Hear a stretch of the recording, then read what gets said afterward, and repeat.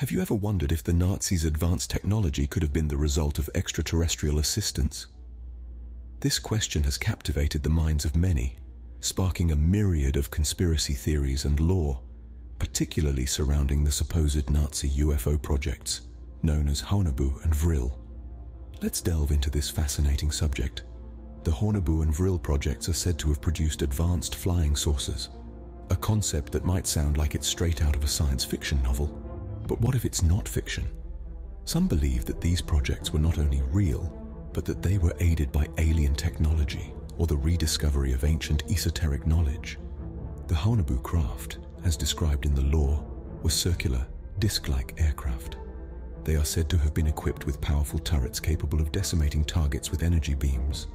On the other hand, the Vril craft are often portrayed as more elegant, with a sleek design that supposedly allowed for interstellar travel. These tales are often fleshed out with tantalizing details. Some accounts suggest that these crafts were capable of speeds that far exceeded any aircraft of the time.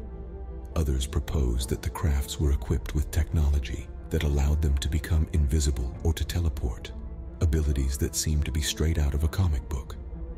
While these stories are fascinating, it's important to note that there is no concrete evidence to support the existence of the Honebu and Vril projects. No wreckage of such crafts has ever been found, and no documents from the era have been uncovered that prove their existence. However, despite the lack of tangible evidence, the fascination with these alleged Nazi UFOs persists in popular culture. They have been the subject of numerous books, films, and television shows, and they continue to be a popular topic of discussion among conspiracy theorists and UFO enthusiasts. So why does this topic continue to captivate us? Perhaps it's the allure of the unknown, the tantalizing possibility that there might be truth in these tales. Or maybe it's the idea that the Nazis, despite their heinous crimes, might have been far more technologically advanced than we ever imagined. Some argue that these stories are nothing more than fanciful tales, the product of overactive imaginations and a fascination with the occult and the extraterrestrial. Others, however, believe that these stories might contain a grain of truth, that the Nazis might have indeed been working on advanced technology that was beyond the understanding of the era. Regardless of where you stand on this matter, one thing is clear. The stories surrounding the Honebu and Vril projects are a fascinating part of our cultural history. They serve as a reminder of our endless curiosity, our desire to understand the unknown, and our fascination with the idea of life beyond our planet. While there's no concrete evidence, the theories surrounding Nazi UFOs continue to captivate us to this day. Whether these stories are true or not, they certainly make for an intriguing tale, one that continues to be told and retold, captivating the imaginations of those who hear it. As we continue to explore the mysteries of our universe, who knows what we might discover?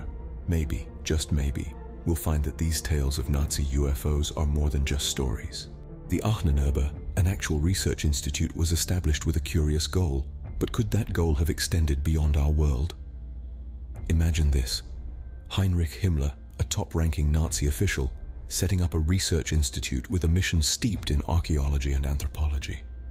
Not so strange, you might think, until you delve into the details of what the Ahnenerbe was said to be investigating.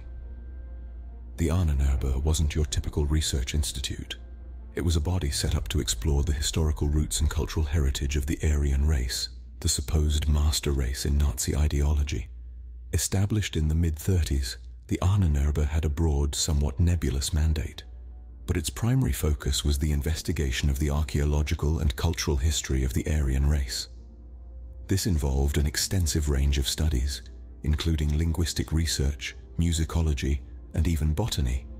But the Ahnenerbe was more than just an academic endeavor. It was a tool of propaganda, aimed at justifying the Nazis' racial and territorial claims. Now, that's the official story. But as with many things associated with the Third Reich, there are layers of speculation, whispers of covert missions, and theories that stretch the boundaries of the plausible. Some suggest that the Ahnenerbe's interests extended far beyond earthly archaeology, reaching into the realms of the supernatural and the extraterrestrial. Imagine Nazi researchers scouring the globe, not just for proof of Aryan supremacy, but also for ancient artifacts imbued with power. Picture them seeking out ancient knowledge, long-forgotten wisdom that could give them an edge in their quest for global domination. Some theories even suggest an interest in the occult, with the Ahnenerbe allegedly hunting for mystical artifacts like the Holy Grail. And then, we venture into the realms of the extraterrestrial. Could the Ahnenerbe have been involved in research into alien life and technology? It's a suggestion that seems outlandish, but for those who believe in the existence of Nazi UFOs, it's not such a leap. After all, where could such advanced technology have come from, if not from beings far more advanced than us? The idea of the Ahnenerbe seeking out alien knowledge is a tantalizing one. It's a theory that weaves together threads of history, science fiction, and conspiracy, creating a tapestry that's as fascinating as it is chilling. It's a narrative that's been picked up in popular culture too, with movies and video games often depicting Nazis with an interest in the supernatural or the extraterrestrial. Of course, it's important to note that these are theories, not established facts. The real Ahnenerbe was disbanded after the fall of the Third Reich, and many of its records were destroyed. What we know about its activities comes from surviving documents and the testimonies of those involved, and neither provide concrete evidence of an interest in the supernatural or the extraterrestrial. Even so, the speculation persists. The Ahnenerbe remains a subject of fascination, a symbol of the Nazis' twisted ambitions and their willingness to exploit science, history, and even mythology in their quest for power. It's a dark chapter in the history of research, a reminder of how knowledge can be manipulated for nefarious purposes. While the Ahnenerbe's true extent of research remains a mystery, the idea of Nazis seeking alien knowledge is undeniably fascinating. Whether this fascination stems from a desire to uncover the truth or simply from the thrill of the unknown, one thing is certain: the legacy of the Ahnenerbe continues to captivate us, drawing us into a world where history, mystery, and the paranormal intersect. Could the Nazis have possessed an advanced device capable of time travel, anti-gravity, or interdimensional movement? Imagine that for a moment. It's a question that has intrigued historians, conspiracy theorists, and curious minds alike. It's the question that hovers around the enigma known as Die Glocke, the bell. Die Glocke, as the story goes, was a top-secret Nazi device shrouded in layers of mystery and speculation. It was allegedly developed during the final years of the Second World War, under the watchful eyes of SS General Hans Kammler. The tale of Die Glocke is one that's steeped in conspiracy theories and whispers of clandestine experiments. So what was Die Glocke exactly? The most popular theory is that it was a device of extraordinary capabilities, a scientific marvel that could manipulate the very fabric of reality. Some claim it was capable of time travel, others suggest it could manipulate gravity, and still others believe it could traverse interdimensional boundaries. The exact nature of Die Glocke's supposed capabilities varies depending on who you ask, but one common thread runs through all the theories: the idea that the Nazis were experimenting with technology far beyond the understanding of their time, technology that could have been derived from otherworldly sources. Yet, despite the tantalizing allure of these theories, there is no solid evidence to support the existence of Die Glocke. There are no blueprints, no remnants of the device, no verifiable testimonies. The only sources we have are post-war testimonials and declassified documents that hint at its existence, but nothing concrete. However, the lack of hard evidence hasn't quelled the speculation. If anything, it has fueled it.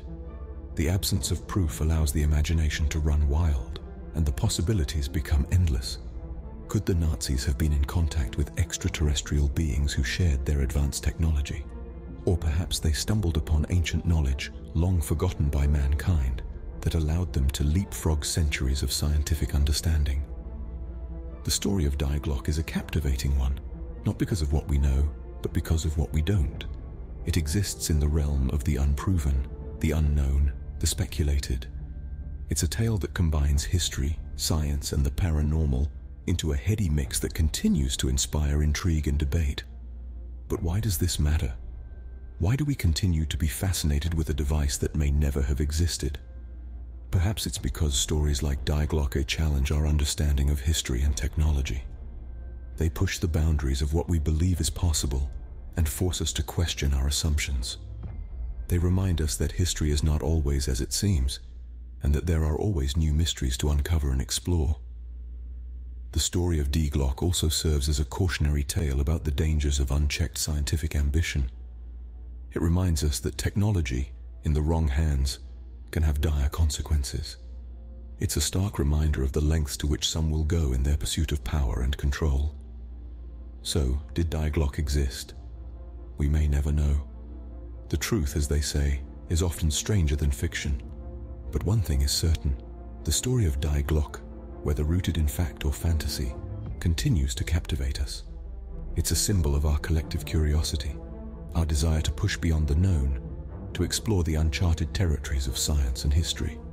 Die Glocke, true or not, represents our deep fascination with the unknown, the unproven, and the possibilities of what could have been. And in the end, isn't that what makes us human? Our insatiable curiosity, our relentless pursuit of knowledge, our inherent desire to understand the world around us and beyond. Whether Die Glocke existed or not, its story will continue to inspire, intrigue, and challenge us for generations to come. Did the Nazis establish a secret base in Antarctica for alien research? Now that's a question that has piqued the interest of conspiracy theorists for decades.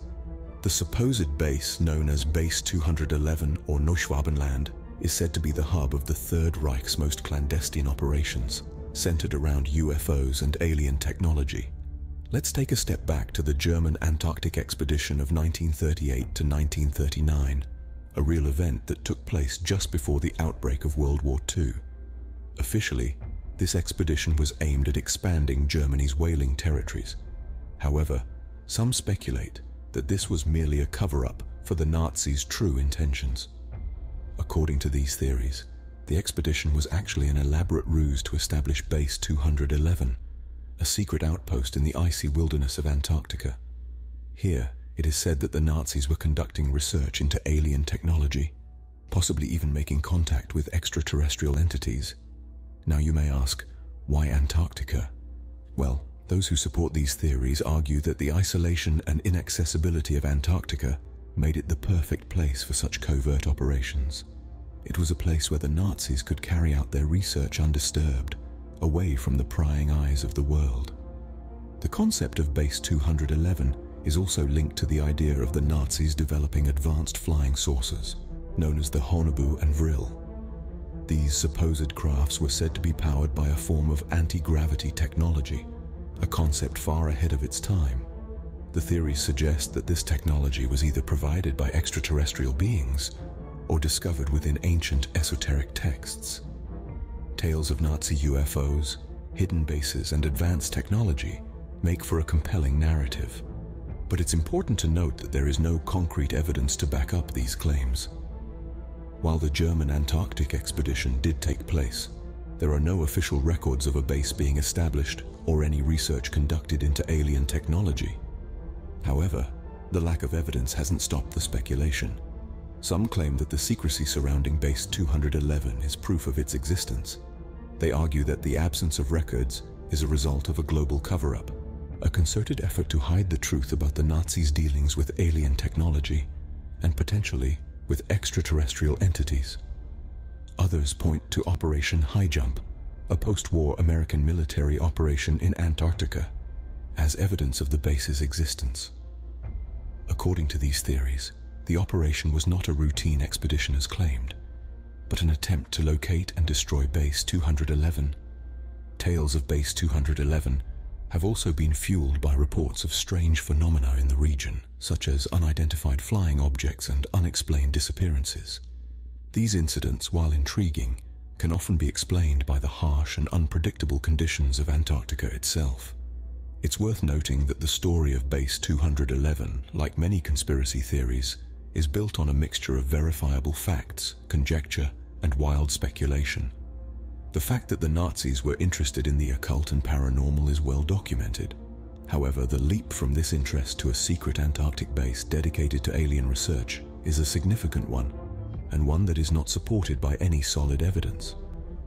Whether Base 211 existed or not, The theory represents our fascination with the idea of hidden places and secret experiments.